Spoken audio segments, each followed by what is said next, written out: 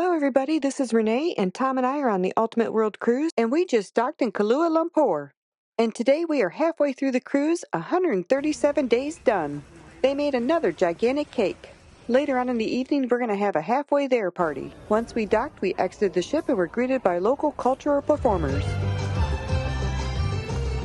We got on the bus and drove an hour to the Batu Caves. The Batu Caves are Malaysia's most revered natural and cultural landmark. A towering limestone hill featuring one of Malaysia's most popular Hindu shrines. There is a colossal golden statue that stands guard just at the foot of 272 vividly painted steps leading into the cave's entrance. This is where the marble of the world. 172 steps, 19 by the way down here. First step was built in 1887, second step in 19... The site consists of 3 main caves and several smaller ones. This floor as you walked in could make you dizzy. There was pigeons and monkeys everywhere. The guide said to make sure we hold on to our belongings because the monkeys would take the items. There is a dress code here and it's to dress modestly, which means covering your shoulders and legs. So I was given a wrap to cover up with. Then we started to climb up 272 steps. There was landings if people needed a rest. There was literally monkeys everywhere. Once we got to the top, we entered the caves. They said yesterday it was a monsoon and no one was able to get up the stairs or in the caves, which is why it's all wet.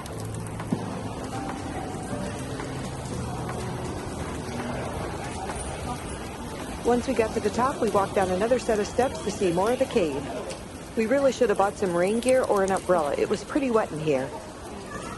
It was so beautiful inside, and it also echoed. Inside here were several Hindu shrines. There was stunning limestone formations that continue to grow each year.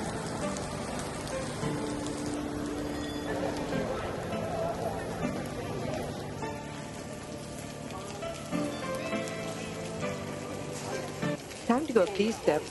This place is absolutely beautiful.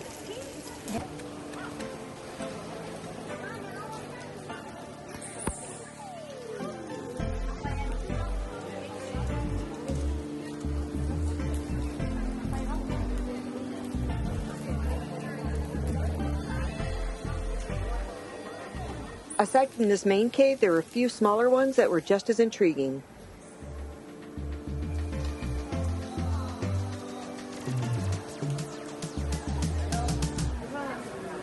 Time to go back down to all of those steps. And who do we see? More monkeys.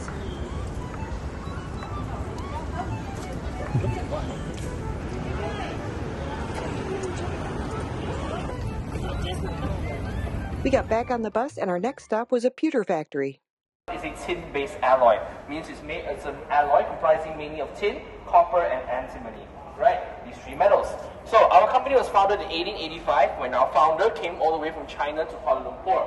So why he came to Kuala Lumpur was Kuala Lumpur was abundant in the resources needed by him to make the pewter products. Alright?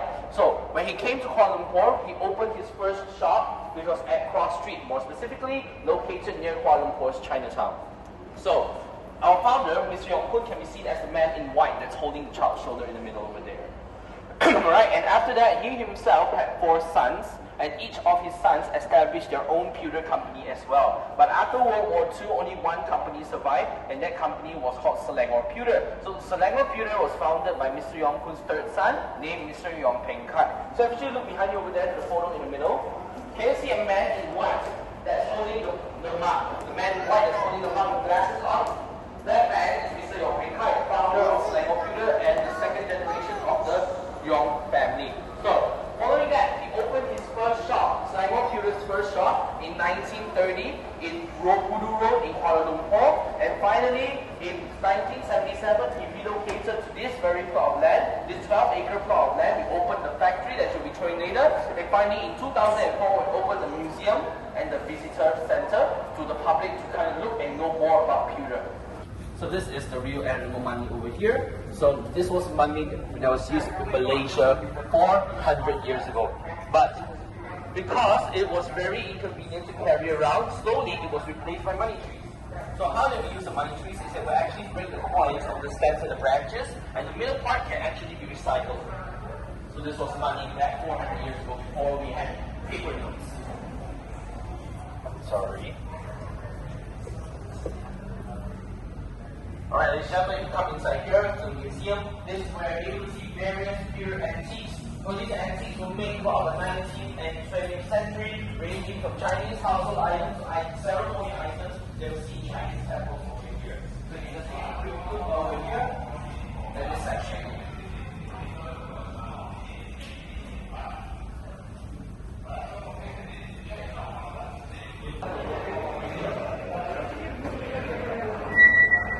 Alright, ladies and gentlemen, follow me over here to this direction. Please here at Royal Selangor. So if you have been here for 5 years or more, you'll be gifted a pewter handprint with your name engraved on top, the grey ones you see over here. That's for gold one. So it's 5 years and 40 years, and there's a name engraved on top over here. Before we entered the factory, we got a nice cool drink that tasted like Sprite out of a pewter cup. That hammering you hear in the background, you'll soon see what it's about. This is the factory and everybody's at a lunch break.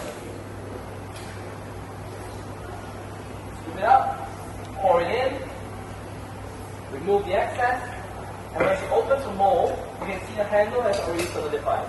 So it's a very, very quick process. It takes seconds to just solidify by itself. So you'll be very quick, very accurate with it, or it's going to solidify halfway. So this is casting. So these handles you need to go through polishing, which will be our next section. Currently to remove any dull or excess layer. It's like peeling the orange to remove the skin and get the flesh in there. So it's the shiny part that's inside. So you got to remove the outer layer, which is very dull, very ugly. So when you polish it, what's being produced is the swarf, the dust I mentioned just now. So this is the swarf. You can touch it. It's actually quite soft. It's different compared to the steel wool you use at your houses to scrub pots with. This is much softer and also much more expensive. Stand out is our tea caddy. So these are actually all hand finished. Look at the design, it's all done by hand by our craft people. And what's interesting about this is that the lid, it's polished just right so that it's actually airtight. So when I open it and when I close it, this lid actually slides down on its own. So don't press it down. You let it slide down on its own, you let it compress the air in the caddy. It keeps it nice and fresh. It keeps your tea leaves dry and fresh. So this is kind of something special that we have over here. It's really about the craftsmanship of it. Really after you finish it. So it's all done by hand. And the thing about this is just one cup alone, you have to hammer it 1,400 times. And let's say if I hammer this wrongly, what do I do with it? I put it back in the pot, I melt it down, I start over again. To do this, just to do this, you need to go through at least 6 months to a year of training. So we have about 250 to 300 craft people over here. This is our only manufacturing site. It means everything is produced here. At any store you buy all around the world, it's all produced from here. As the tour was over, it exited us out into the gift shop. It is crazy that this was all made by hand. On to our next stop, the Twin Towers. The Petronas Twin Towers are an iconic skyscrapers that were once the tallest buildings in the world. There's a sky bridge that links them on the 41st and 42nd floors.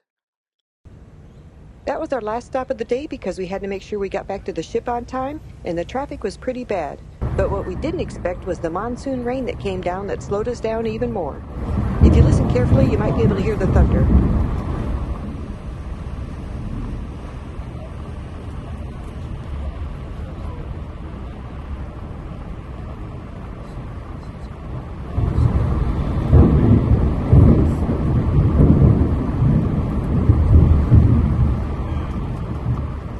We made it back in time with a half hour to spare.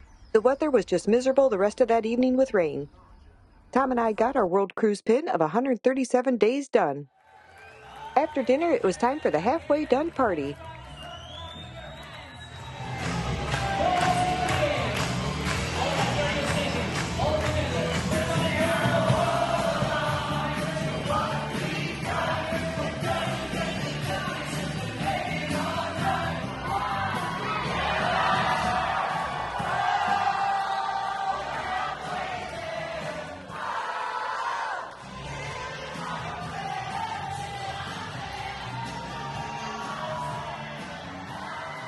What a perfect song and a great way to celebrate halfway. If you enjoy traveling with us, don't forget to give this video a thumbs up, and if you haven't already, be sure to subscribe for more exciting adventures. See you at the next port.